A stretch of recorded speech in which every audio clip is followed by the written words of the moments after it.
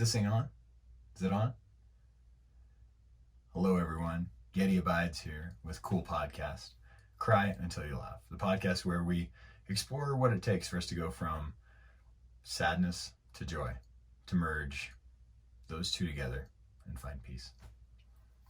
Wanted to jump on here and just talk about something I've been thinking about throughout the weekend.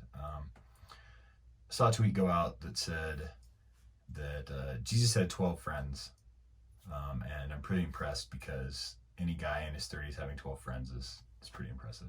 Somebody else pointed out that he had 11. We'll let that go. But I replied to this, or retweeted this, and said, it breaks my heart. And it really does, because I'm 41, and admittedly, through my own lack of effort, through my own efforts towards that end of not having friends, I don't really have close friends. I don't have close relationships. I've kept people out. Now, there's a few things that play into that. Obviously, COVID has affected us a little bit. But I'll admit from the get-go here that I've struggled with relationships my entire adult life. There's a few reasons for that. Number one was the home I grew up in. I had a really good home, I felt like, but I've come to realize that my parents, although doing the best they could, really struggled in raising a couple of kids. One reason was they were always either at church or they were working. Basically, they were always working. So I was essentially a latchkey kid. At the age of 10, my parents opened a restaurant. And at that point, everything became about business and about the lifestyle that we were trying to maintain and the lifestyle that was being demanded based on the precedent that we had set. And I say we because I participated in that, not knowing the full ramifications of it, but participating in it. The other thing, I bring up my parents because I want to point out that my parents didn't model adult relationships. The only relationships that they had that I saw was the relationship with each other. And that was reinforced through the vein of Christianity I grew up in, the Nazarene Church. The belief that your primary relationship in this world is a relationship to a being that doesn't exist or a being that's outside of you, God. And then the primary relationship with humans in this world is that of your spouse, to have a quote unquote godly family. So consequently, I never saw what it was like to see a couple have balanced, healthy relationships. And I never had the chance to experience that. I shouldn't say never had to. I try not to deal in absolutes, but it was definitely a big part of who I am, and just making sure I'm still recording here. It was definitely a big part of who I am and who I've become. I think that the hardest part about all of this is that while I'm trying to develop relationships and build a community around me and deep friendships, I struggle in just getting to that point of knowing, I think back to the Seinfeld episode where they're trying to hang out with the baseball player. Can't remember his name, Keith something. And there's this going back and forth of, when do I call? When do I not call? How do I know? And they're, of course, mocking the prospect of relationship that opposite gendered relationships would have, but they're doing that with a same gendered relationship with a male friend. And for me, I genuinely had this question this weekend is, how do I know when I've crossed that line? How do I know that I have a good friend that I can confide in? How do I know that I've got a solid brother or sister, another human being that really wants to invest in me and spend time with me and get to know me? And then on top of that, how do I reciprocate that? How do I find that reciprocity? How do I find that way to return that and to have that relationship be balanced and equitable? And I say that balanced and equitable because they are really two different concepts. There's balance, which we all have the idea of what balance is, but equity is much more.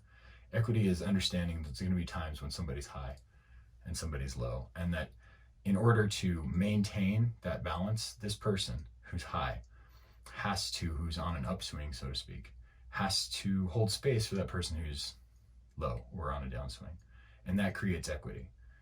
It may not bring things into balance, but this person isn't trying so hard to get up, and this person doesn't have to accept the emotional weight or baggage or situation that is going on with that person into their life and bring themselves down.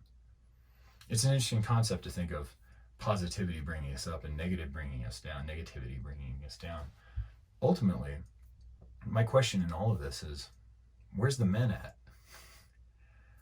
I grew up, as I mentioned, in evangelicalism, and in the late 90s, there was a movement called Promise Keepers. I really think this was an attempt at authentic masculinity, whatever that means, but I think it fell short because of the shortcomings of, honestly, people.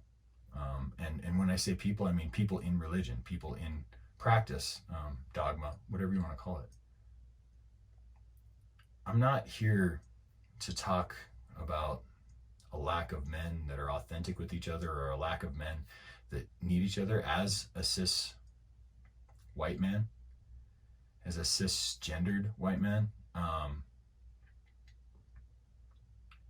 not here to talk about that. I'm not here to say that woe is me and I'm struggling, because honestly, like, my privilege doesn't necessarily allow me that opportunity, and I'm okay with that. I really am. And I'll admit, I'm kind of lost in what I'm saying right now, but that's the benefit of recording this live on camera, is that you guys kind of see the process. So what do we do? So often I hear guys talk about this, and for me, it's been something for the last decade or more, maybe 15 years, where if I've been with a male friend of mine, I've come up against this wall where I realize there's just something that's not being said. And I'll admit that when I look at the relationships that most women have, and when I look at the relationships that are deep, meaningful friendships, chances are there's a woman in one part of that relationship. And this goes into what I've come to understand, and through the teachings of Eckhart Tolle and various other conscious-minded and mindfulness-focused teachings, is that women really do have greater access, easier access, more ready access into consciousness, into the now, as Tolle puts it. I think that for men, we are told in our society that to be a man in Western culture, you should be able to stand on your own. You should be able to take care of yourself, take care of those around you, take care of your world. The problem is, what if you don't know how to stand? What if you didn't have a good foundation? What if you didn't start with that? What do you do? So maybe I end this with an open question, and then maybe I figure it out.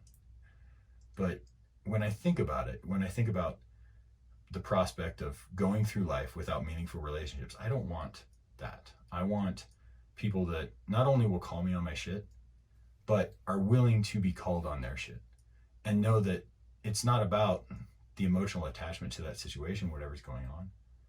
It's about ultimately bringing balance and equity and peace into our world. So if you're a guy and you're listening to this, I want you to find a friend and connect with them. If you're a guy and you have deep, meaningful relationships, I'd love to hear from you. Not necessarily to be your friend, although if that happens, that'd be great, right? But I want to know what you've done and how you cross that line into acquaintance, to friend, to brother. Thanks for listening. I hope that you got something out of this small little thought process that I have. This is my studio. This is where I do some of the recording. This is where the liner note comes from, recorded in a closet in Boise, Idaho. I hope that whatever you have going on next brings you joy. And I'll talk with you soon.